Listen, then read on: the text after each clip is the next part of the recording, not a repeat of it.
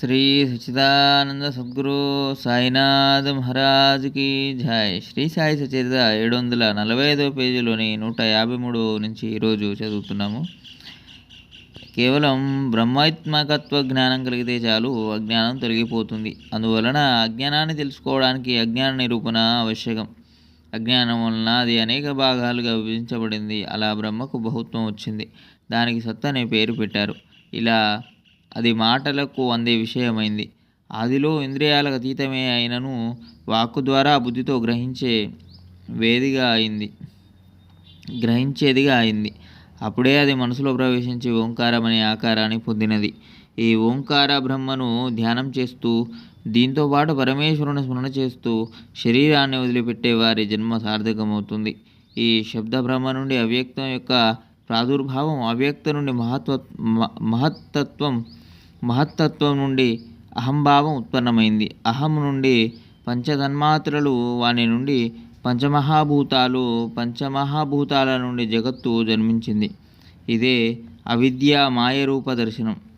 ఇవే ఈ జగత్తు యొక్క రూపం, లక్షణాలు. ఈ అజ్ఞానాన్ని తొలగించడానికి అజ్ఞాన వివేచన వివరణ ఆవశ్యకం. అత్యంత పరిశుద్ధము, నిర్మలము, కేవలం చిన్మాత్ర స్వరూపము అయిన దానికంటే వేరే అయిన శబలను రెంటినీ కలపడం సాధ్యం కాదు. లక్ష్య బ్రహ్మ స్వతంత్రమైనదని తెలుసుకోవాలి. మాటలతో వర్ణించే బ్రహ్మ కంటెను అత్యంత విశిష్టమైనది. అందువలన అజ్ఞాన పొరలను ఉపదేశ బలంతో తొలగించాలి. నిద్రలో కలవస్తే కలు లేకుండానే మనసు త్రిభువనాలన్నిటిని చూస్తుంది. దీనికి అంతటికీ కారణం అజ్ఞానమే. వాస్తవానికి ఒక వస్తువును చూడబోతే అది మరో వస్తువులా కనిపిస్తుంది. తాడు సర్పంలా భాసిస్తుంది. ముత్యపు చిప్పలో వెండి కనిపిస్తుంది.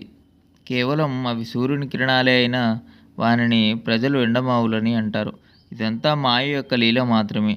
ఈ మాయ ముందు జ్ఞానులు కూడా ఓడిపోతారు. మండుతున్న కర్రను చేత పట్టుకుని ఎవరైనా గిరిగిరా తిప్పితే అది అగ్ని కంకణంలా కనిపిస్తుంది. ఇదే మాయ యొక్క విశిష్టత. 166 నుంచి మరో వీడియోలో చదువుకుందాం. సచ్చిదానంద సద్గురు సాయినాథ్ మహారాజ్కి జై. లోకా సమస్త సుఖినో భవంతు. ఓం శాంతి శాంతి శాంతి.